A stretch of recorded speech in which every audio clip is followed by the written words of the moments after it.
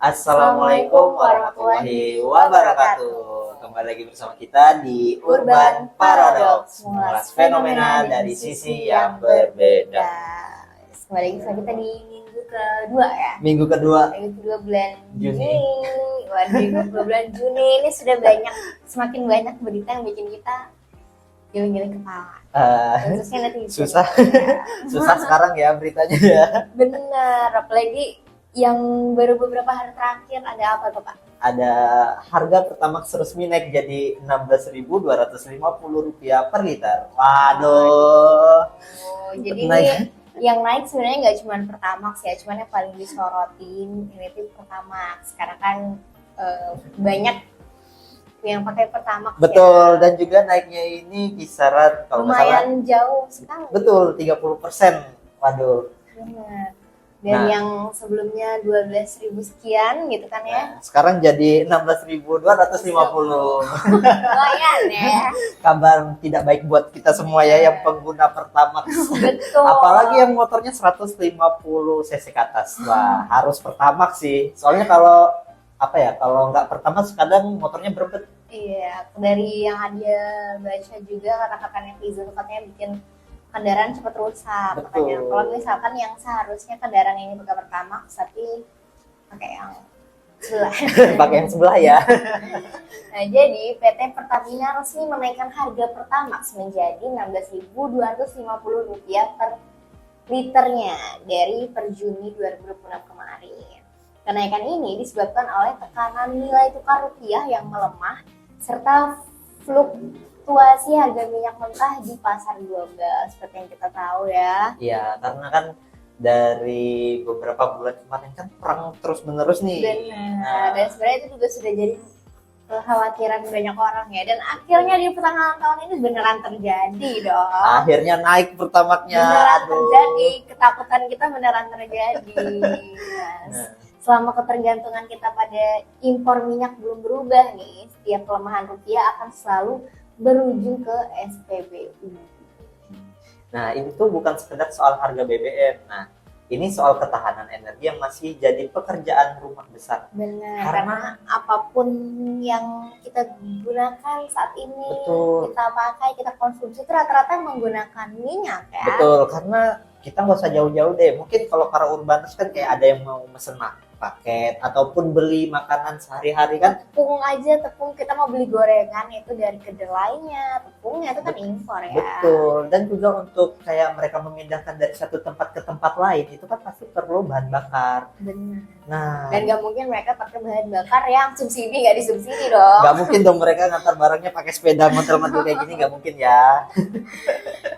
Ya itu dia lah, salah satu yang bikin makin tersorotnya berita ini karena ya dari BBM ini nanti jadi berantak kemana-mana. Betul, gitu. Jadi ke pangan, ke sandang, pangan, papan juga, ke pakaian kita. Waduh, kayaknya kita harus agak kurang-kurangin. Bener, kurang-kurangin impulsif, kurang-kurangin self rewardnya mungkin ya. Yang biasanya suka jalan-jalannya isinya pakai Pertamax, kurang-kurangin lah.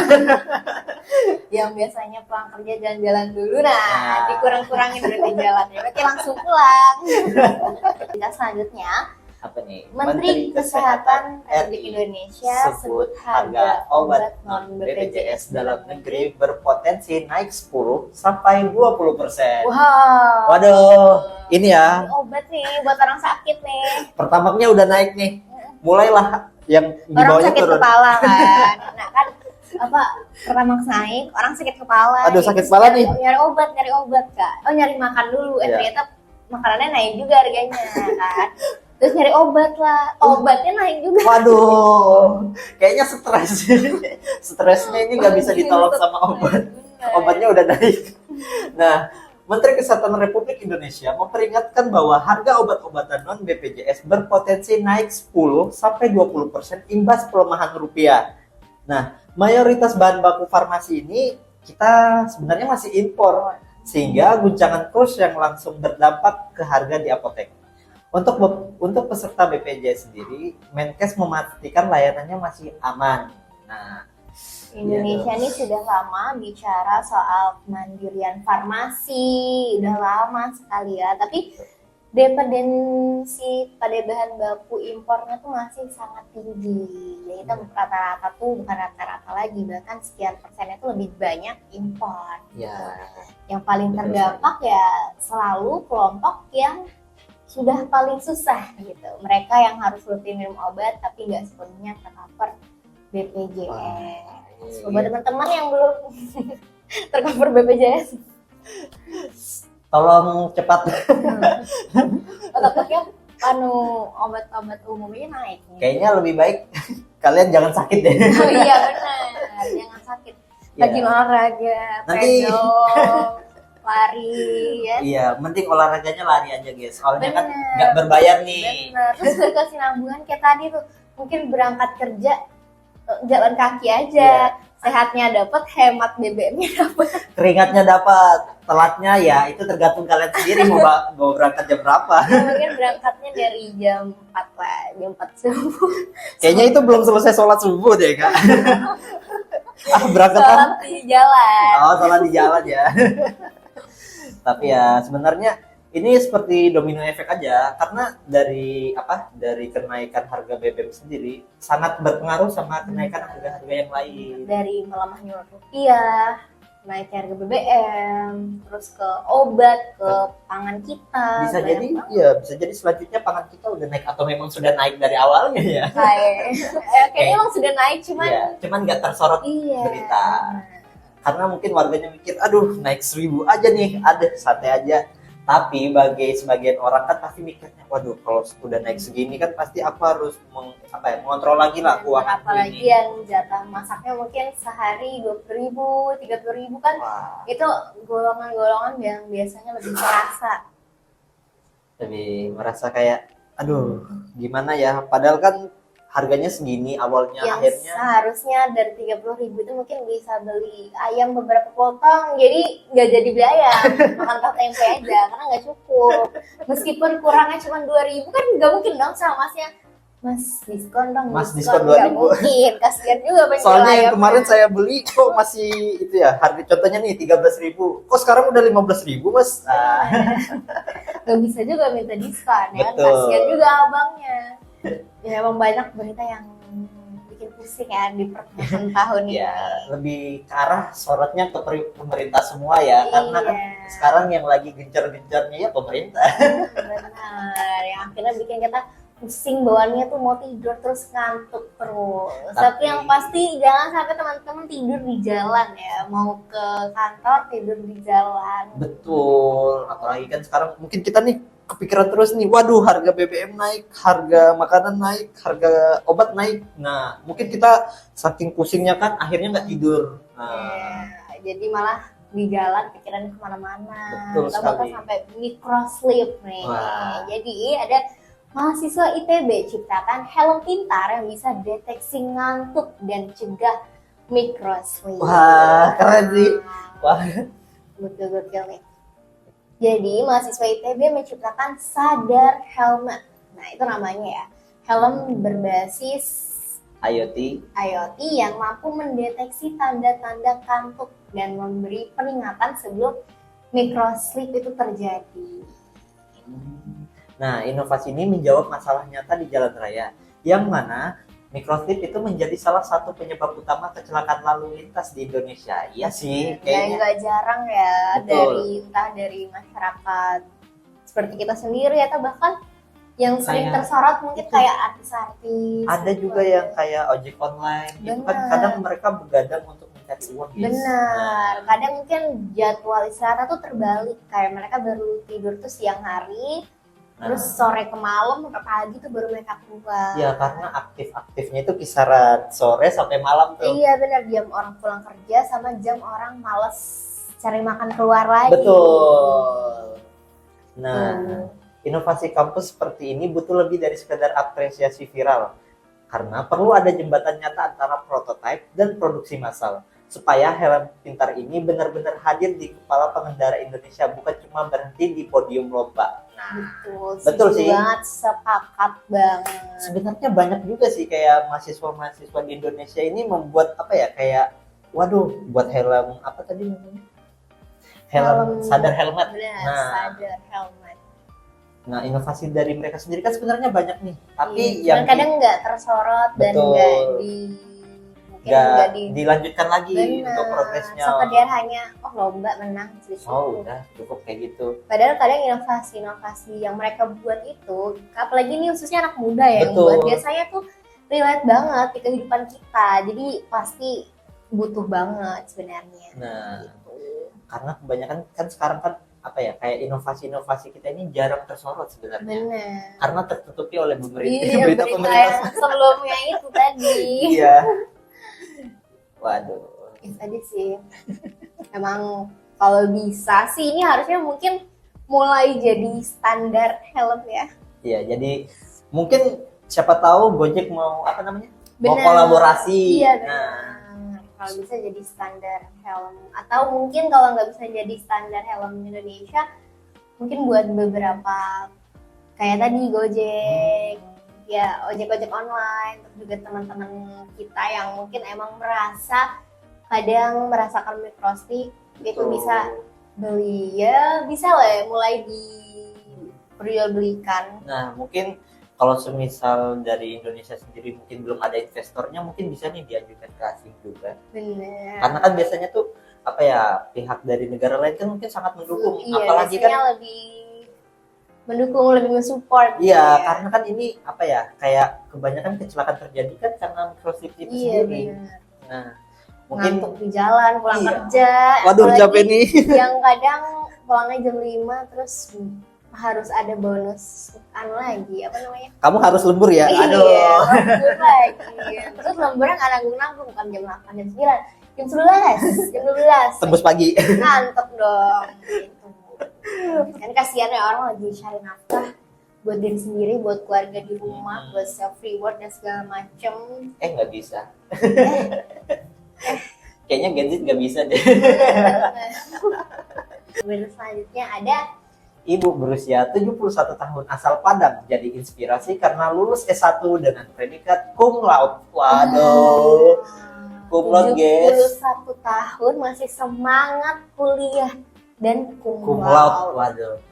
Wah, Ya, gespek loh. benar. Jadi ada seorang ibu berusia 71 tahun asal Padang berhasil meraih gelar sarjana kebidanan dengan predikat cum laude. Dan kisahnya langsung viral, menyentuh hati jutaan orang. Nah, di usia yang bagi banyak orang itu tuh sudah waktunya pensiun.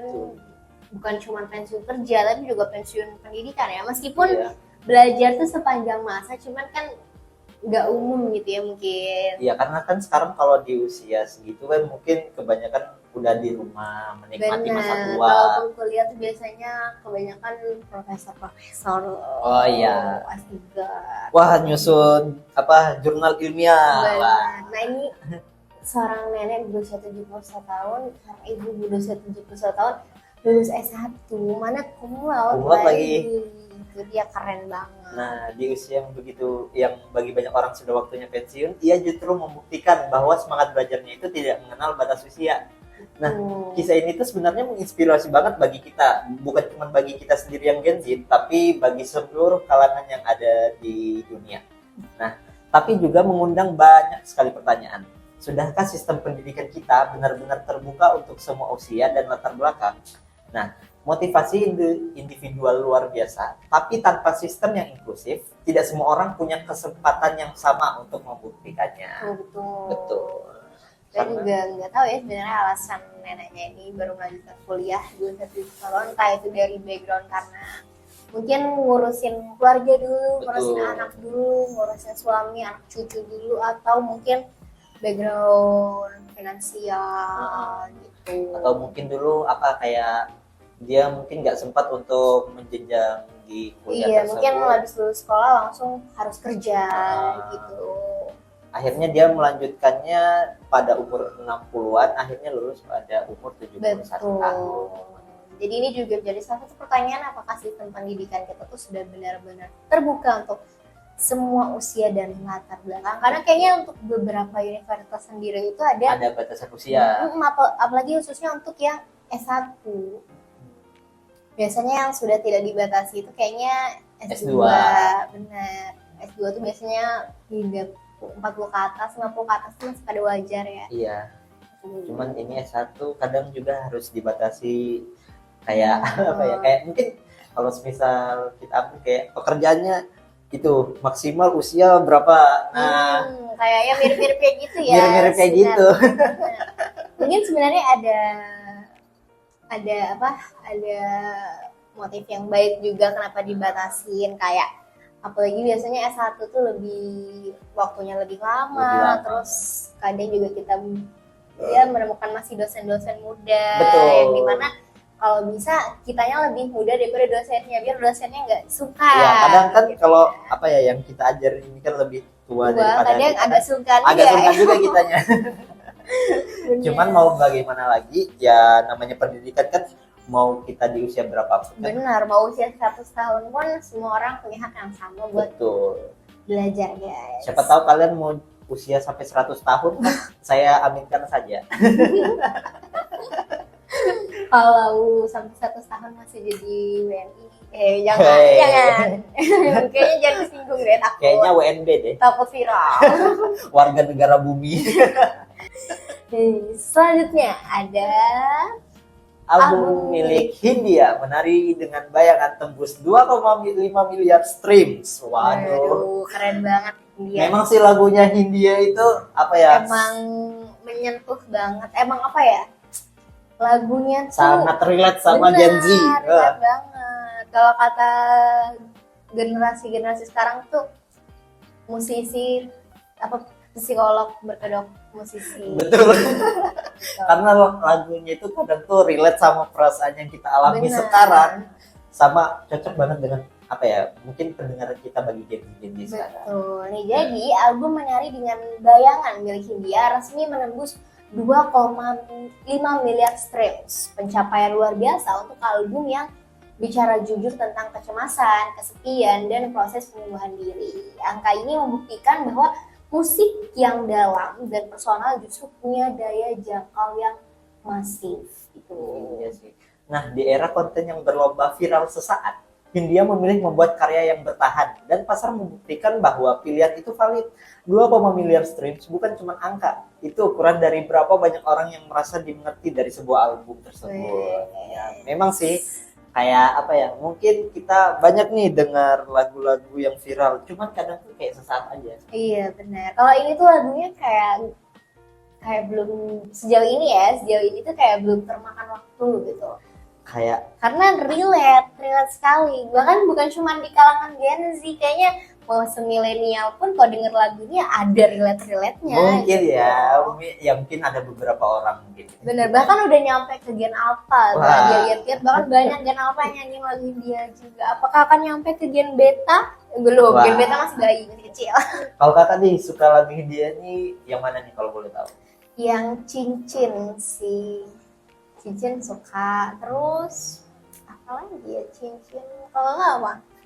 Kalau aku sebenarnya hampir relate sih sama berita ini yang menari dengan bayangan. Oke. Kenapa tuh suka lagu ini? Karena lagunya tuh kayak hidup bukanlah perihal waktu. Nah, kayak apa ya? Kita tuh hidup tuh bukan cuma kita memikirkan soal waktu saja. Terkadang tuh kita memikirkan kayak ini mungkin apa relate-nya gara-gara ini kayak bensinnya naik. Terus harga-harga bahan pokok naik, semuanya naik kayak wah, ternyata lagunya ini relate banget ya sama kehidupan kita yang sekarang. Bener. Terus Arya juga suka membasuh gitu. Membahas.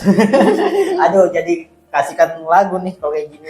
Iya, jadi kayaknya nggak sabar ya nungguin dia ke sini lagi. Aduh, aku pengen nonton.